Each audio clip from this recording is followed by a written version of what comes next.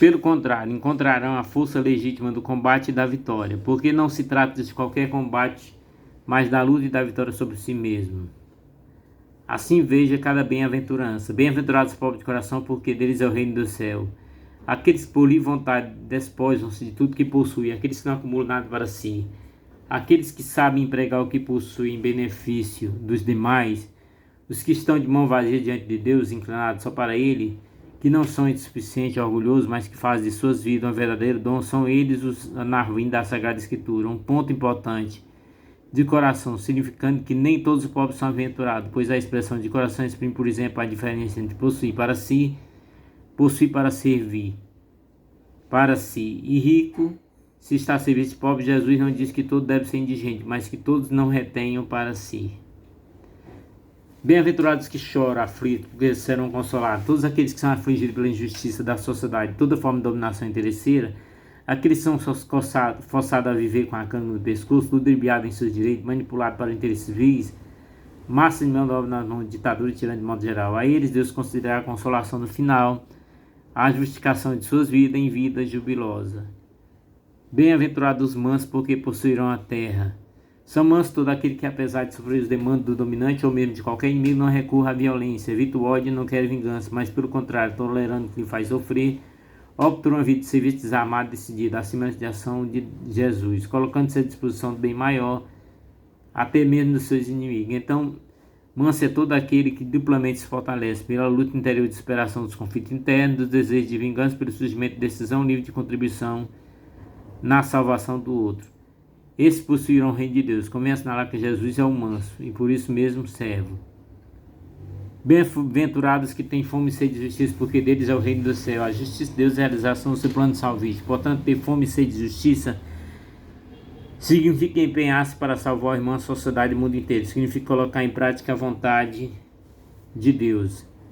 Bem-aventurados misericordiosos, porque alcançarão misericórdia. Misericordioso todo aquele que se empenha para ajudar os necessitados, que não tem de gastar sua vida pelo bem do outro, que procura ser uma presença amiga onde existe a dor e tenta aliviar todo o sofrimento, que tudo faz por causa do amor, da verdade e da verdadeira justiça. São todos aqueles que praticam a obra de misericórdia.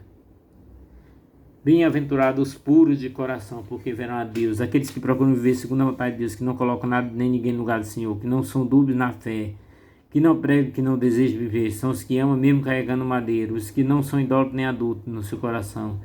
São aqueles que não conduzem suas almas para o mal e procuram viver sinceramente a verdade. Bem-aventurados pacíficos, porque serão chamados filhos de Deus. São todos aqueles que não cruzam os braços diante da violência do mundo, na própria sociedade, na sua comunidade ou até mesmo na sua família. Todo aquele que se esforça o máximo possível para evitar os conflitos, as guerras, a violência, todo sorte de graça para a vida humana. São aqueles que promovem a todo custo a vida humana segundo a vontade de Deus, que querem o bem para todos. Bem-aventurados os que são perseguidos por causa da justiça, porque deles é o reino do céu. Em Lucas, outros verbos como odiar, rejeitar, insultar e difamar para expressar essa bem-aventurança, que coloca o discípulo na total obediência a Jesus, o Filho do Homem. São eles aqueles que têm conhecimento da tribulação advinda por causa da fidelidade de Jesus Cristo, o amor, a verdade e a vida. Entende que lutar sempre para o bem do outro não é somente um desafio interno, mas algo que incomoda a quem ganha as custas dos inocentes. São perseguidos porque são verdadeiros, estão no caminho certo, desmascarando os que se escondem nas peles dos ouvidos para destruir a vida dos demais. Sabe do que aconteceu com os profetas que vieram antes deles, sabe o que aconteceu a Jesus, são conscientes da cruz que devem carregar pelo bem que fazem. Se no Antigo Testamento só eram considerados bem-aventurados, se Deus intervesse no novo fato mesmo da perseguição, já demonstra que são bem-aventurados, por motivo de sofrimento já identifica com Cristo. Em suma, quem realmente busca o Senhor, Sofonia responde afirmando: buscai o Senhor, humilde da terra, que põe em prática seus princípios, praticar a justiça, procurar a humildade e achar talvez refúgio no dia da cólera do Senhor. Esse texto inspirou também Mateus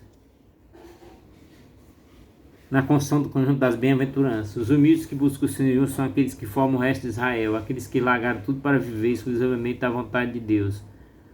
Homens e mulheres santificados, justamente por não temer as potestades do mundo nem o martírio, passaram pela grande tribulação. No contexto do Novo Testamento, Jesus olhou justamente para esse resto que por meio de próprio Jesus se tornou filho de Deus. Diz São João: caríssimo, veja que grande presente de amor o Pai nos deu de sermos chamados filhos de Deus. Como filhos somos chamados a ser configurados a Cristo.